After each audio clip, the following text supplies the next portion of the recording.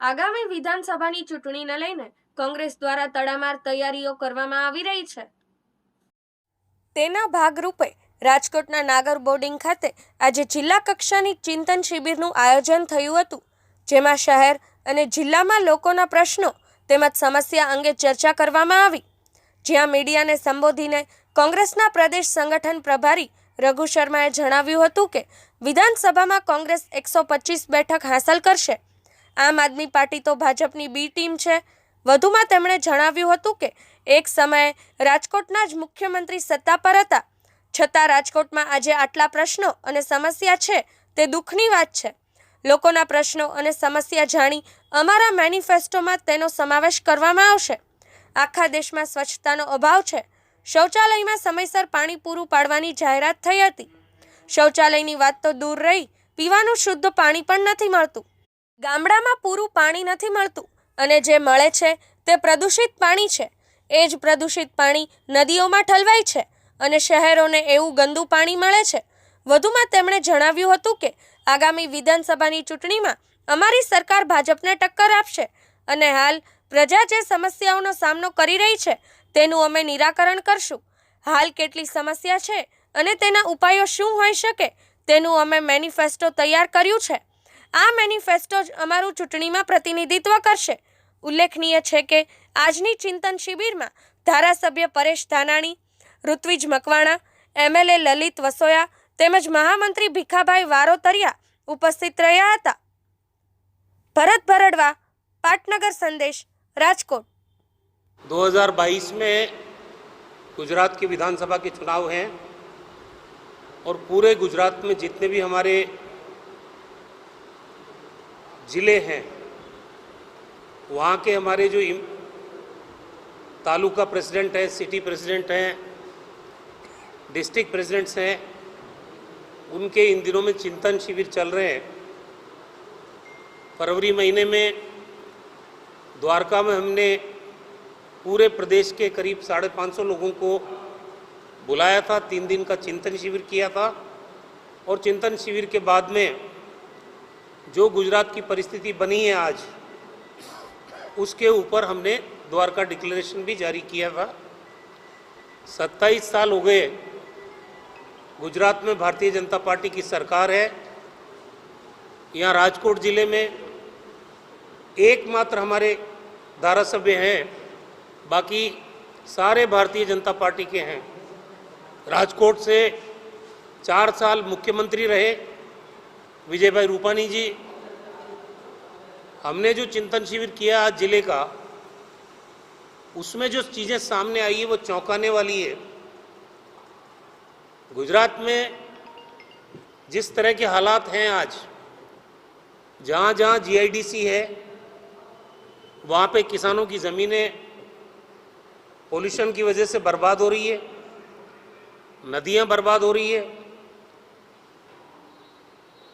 हम उद्योगों के खिलाफ नहीं है, लेकिन उद्योग लगाने से पहले सरकार इस बात को इंश्योर करे कि उनका जो वेस्ट निकलता है उसके डिस्पोजल की मैकेनिज़्म भी साथ के साथ ज़रूरी है।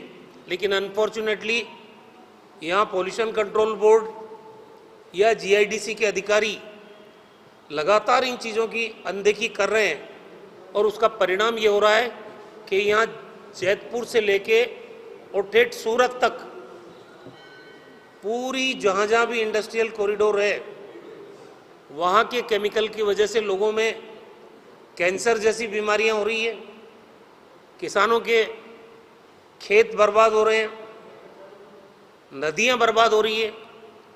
और आज जिस तरह से पिक्चर यहाँ सामने आई कि गुजरात के अंदर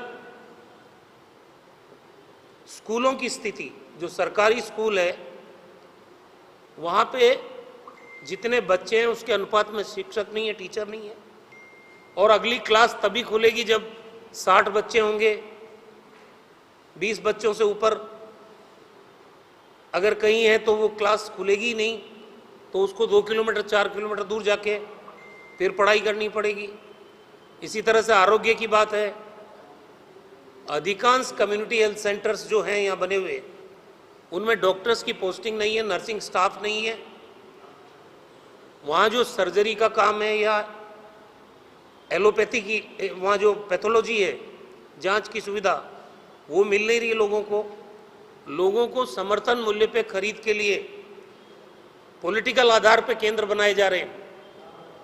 कायदा ये होता है कि किसान तो किसान है, अब वो कांग्रेस विचारधारा का है या भारतीय जनता पार्टी का या और किसी विचारधारा का, इस आधार पर समर्थन मूल्य एमएसपी पे खरीद नहीं हो सकती। लेकिन गुजरात में ये हो रहा है। बहुत सारी समस्याएं, पीने का पानी की भयंकर किल्लत है यहाँ पे, सड़कों की हालत खराब है। राजकोट जिले के अंदर, राजकोट जिले में जिस ढंग से ग्रामीण परिवेश में रहने वाले लोगों के लिए वेस्ट का डिस्पोजल, क्योंकि स्वच्छ भारत मिशन का बहुत नारा दिया था, पूरे देश में शौचालय बनवाने की बात की गई थी। यहाँ पीने का पानी नसीब नहीं है लोगों को, शौचालय में पानी कहाँ से आएगा? तो गांव का जो गंदा पानी है, शौचालय का पानी है, वो नदियों में जा रहा है और नदियाँ प्रदूषित हो रही है। गांव के लोग आज बहुत खराब हालत में जी रहे हैं। यही अभी विचार मंथन हमारे चल रहा है। हम चुनाव चाहे पहले आए चाहे बाद में आए, पूरी तरह से तैयार हैं और विधानसभा वार जो लोकल प्रॉब्लम्स हैं आम जनता की, उनको हम आइडेंटिफाई कर रहे हैं। एक chargesheet assembly wise Bharatiya Janata party की सरकार के खिलाफ जारी की जाएगी और जिले की प्रमुख समस्याओं के खिलाफ भी जिला स्तर पर चार्जशीट जारी की जाएगी।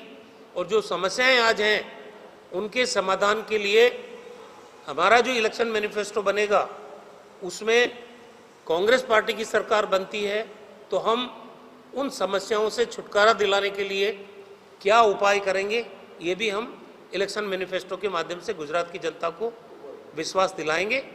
ये एक्सरसाइज हमारी इसीलिए हो रही है।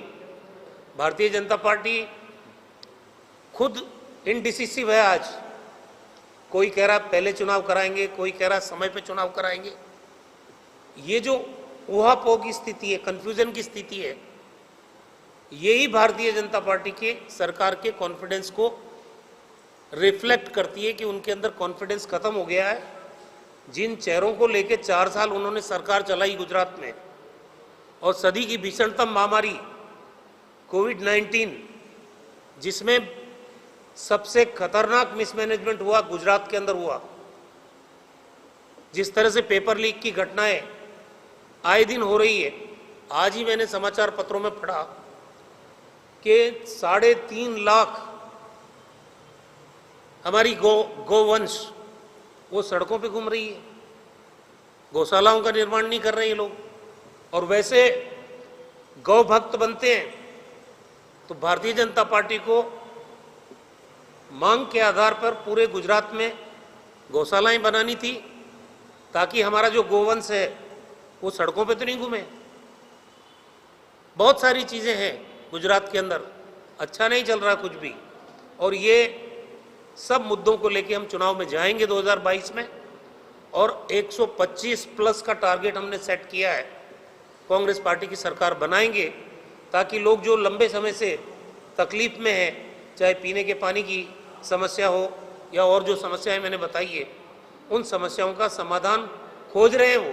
लेकिन लगातार बीजेपी जीत रही है, इसलिए समस्याएं वहीं की वहीं हैं, बढ़ रही हैं उल्टा। रघु जी, खास करके समस्या तो पहले भी ये थी, आज भी ये समस्या है, फिर भी कांग्रेस के विधायक क्यों नहीं चुने जाते हैं?